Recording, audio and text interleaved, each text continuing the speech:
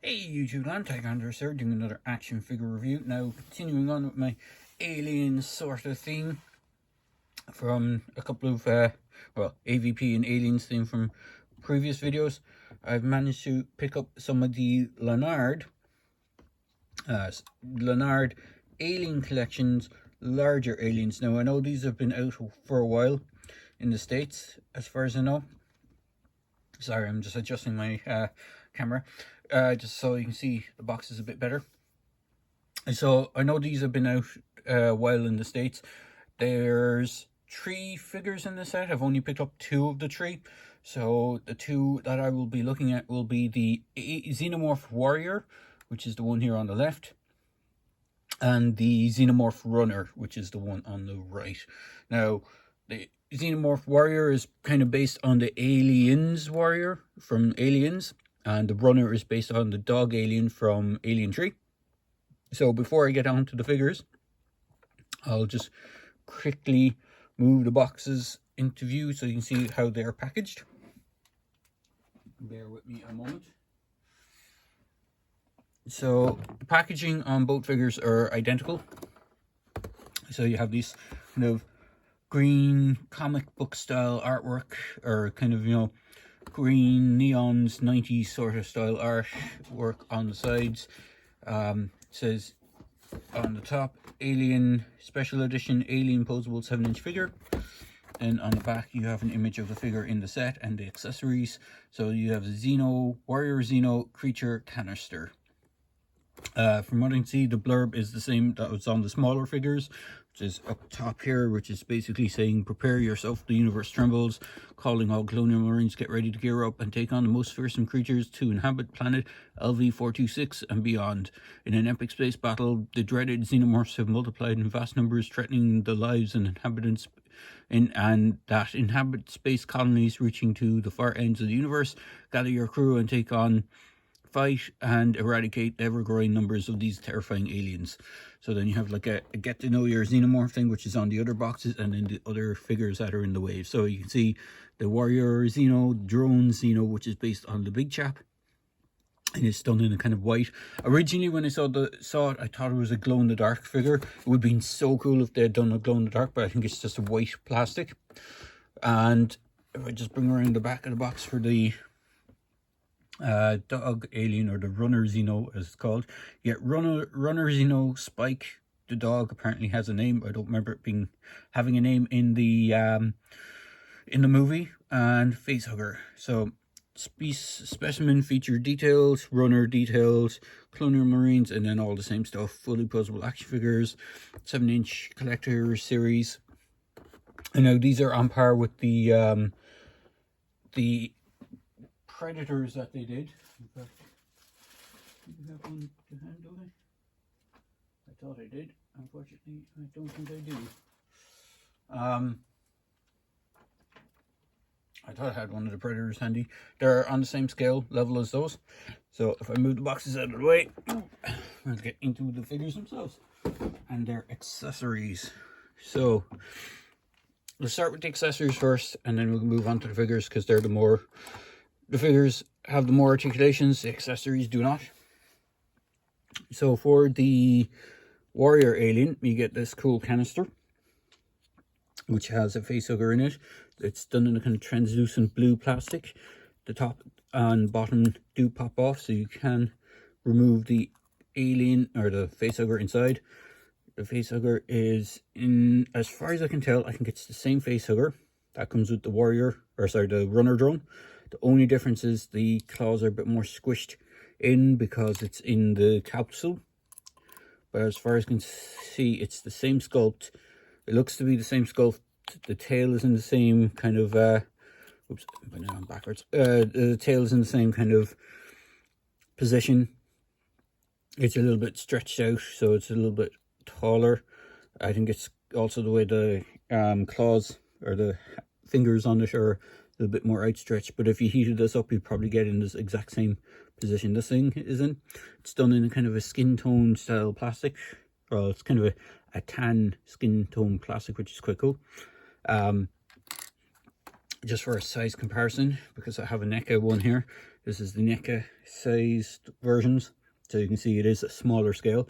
These are really intended to be 1/12 or 6-inch scale figures, or for a 6-inch scale line. So stuff like Black Series, Star Wars Black Series, the Fortnite Legacy series, the what else? G.I. Joe Classified, they own the Amber collection. They all kind of would fit the scale for this. So then you get this Woofie dog, which is a Rottweiler, based on a Rottweiler, which is the dog that you see in Alien 3. NECA have done a version of this in the Alien 3 accessory pack. Difference being is the one in that had a collar and actually a removable head, so you had it like a scarred head from where the facehugger had attached to it, or you have the clean version of the head. What's hilarious is this is a anatomically correct doggy, so it is a full dog, if you know what I mean, but it is a static sculpt. There's no articulation points in it. The jaw doesn't move or anything like that, even though it looks like it's a separate piece. It's nicely painted, and it's a nice accessory if you want to have something. And for customizers out there for the G.I. Joe Classified and they haven't released the figure yet, it looks like it would do for a good junkyard for a mutt custom. If someone was intending to make a mutt custom out of one of the Classified series figures, it would scale up quite nicely. I'll show the scale next to a standard Classified series figure at the end of this video. But before that, I'll get on to the pièce de résistance, or the main stars of the attraction, which is the alien, the runner alien, which is the one that comes in the set with the dog. So articulation wise, it's very similar to the smaller version. In fact, I think it is the exact same articulation as the smaller version. So you have the tail is on a ball joint. You have that. The legs, the back legs, have no articulation other than this swivel, which is a bit of a shame. I would have loved if they had incorporated some joints, some extra joints, because they have joints on the forearms. So you have a out to the side and rotation. You have a angled elbow with a rotation. You have a kind of ball joint on the arm, so you can get some range movement. It's better, actually it's better on this one, so you can see you can actually articulate it a bit better. The jaw is articulated. Now it doesn't have it does have a sculpted inner jaw, but it doesn't have one that actually extends, but you can see it in the mouth. I'm hoping you can see that on screen. I do like the gold teeth there. It's kind of a nice difference to the silver teeth that the standard aliens have. If you really wanted to, you could go to town on customizing this into a more movie accurate. I do like the kind of bronze color scheme. Now mine has kind of weird, it does have a tiger striping pattern on the crest here on the dome, but mine also has this weird line. It looks like it was a mold issue.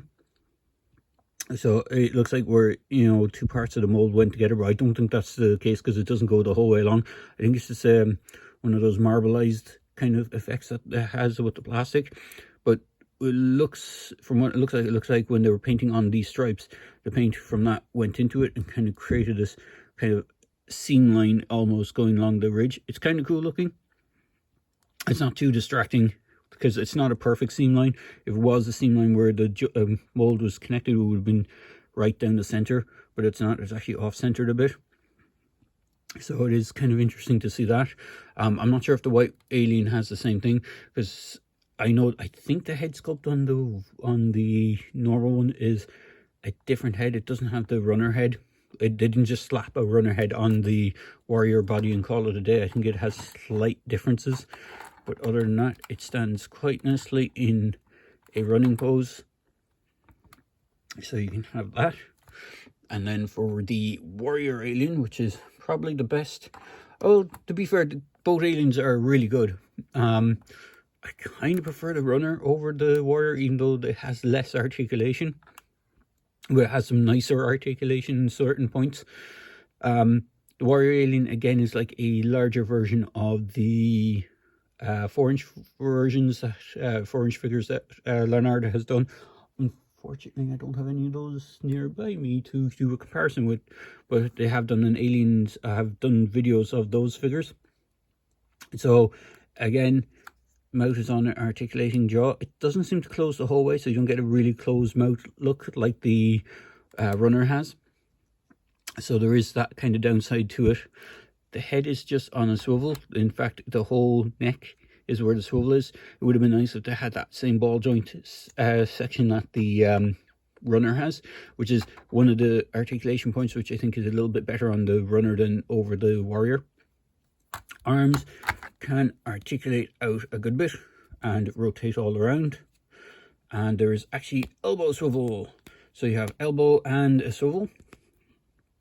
And you have that kind of ball joint style thing, but it doesn't get a good, you can't get the hand to go all the way in. You just get it more of a swivel than anything else, but it is one of those ball pegs. You can kind of get it to go out, but not much in. You can get it in a kind of cool head grasping motion if you wanted to. It does have the inner jaw, just like the other one. It's not painted, so you can't really see the silver teeth. It's just sculpted in there, but it doesn't extend out. Would have been nice that if they had incorporated that to omit the ball joint. It has an ab crunch, which is nice, which is kind of a waist oval ab crunch type thing, so it can go forward and back and rotate all the way around, which is something that the runner doesn't have. I'm assuming they didn't include that on the runner because if it did, it would if it did, it would droop down all the time with the hinge. Over time would get really loose, because I have noticed that on my NECA version of the runner, that the waist, there's waist articulation on that, and it does tend to get loose over time, so it kind of makes it a bit floppy. Hip joints can really splay out that much, go together, kick forward that much. You can bend the leg at the side to kind of get a little bit more range of movement. Not so much in the back. They're on a pop and they're on a ball joint. As you can see, there isn't any you can get kick forward, not much. There is a single jointed knee with no swivel. There is a foot articulation, so it rotates around, and it is a bit of a ball joint, so you do have a little bit of wiggle, but not much. And then the tail is just on the swivel. Again, it would have been nicer if they had incorporated the ball joint style tail that they have on the warrior, or on the runner. Detailing wise, it's quite nice. You have this metallic blue paint job, which is very nicely done, and it has a green sheen to it, so it kind of reminds me a lot of the old Kenner style alien, which is basically what they're going for on this. Now, as I said, I don't have the white version, and I do hope if the line is successful and they get more use out of the molds, that they give us more different alien repaints. They have done that with the smaller scale ones, so you have, there's like an orange version of the runner and a red version of the runner. There's a white version of the warrior. There's green versions, and I think there's a red version of it as well. So there's multiple different colors of the alien figures in that kind of metallic kind of thing. Would look really, really cool. And then for a size comparison with the NECA warriors, now this isn't an actual warrior, this is Scorpion, but it's essentially the same thing. You can see the scale. Actually, if I just move things aside there and get them more centered. So or the Xeno warrior, you can see the NECA one is a lot bigger, because these are for a 7-inch scale figure line. So stuff like other NECA lines and the McFarlane DC Universe stuff kind of fits. Even the McFarlane, loosely the McFarlane Warhammer stuff, that's its own bone of contention. So for other scales, here is a Hoth Trooper. You can see he scales up quite nicely. I'll bring in, now I do find some of these figures are quite tall. The Amber Collection, the scale for some of the Amber Collection figures are all over the place. Like Owen and Ian Malcolm are some of the tallest figures. So they do tower over some figures. They're supposed to be a 6-inch line, even with Owen standing behind the 6-inch Star Wars figure. You can see he's like nearly an entire foot. Would be, well, he's a good few inches over him for G.I. Joe. And just because the dog's over that side, I'll put Duke next to him. So you can see how Duke would stand up next to the dog. He would be a perfect match for a custom for Junkyard, as I said. And for a more creature orientated comparison, and because I have it handy, and I probably will end up knocking everything over when I bring it in, so I'm just going to move these guys out of the way over to this side, and just take one out of the picture altogether. Here it is with one of the Mattel Amber Collection Velociraptors. This is the first one from the Jurassic Park version. They've done the Raptor pack and the Tiger Stripe Raptor from Jurassic Park Lost World. And do I have one other thing? Yes, I do. I'll just dig it out. Oh, I do have one. So here it is with the Dimorphodon, which is one of the more recent ones.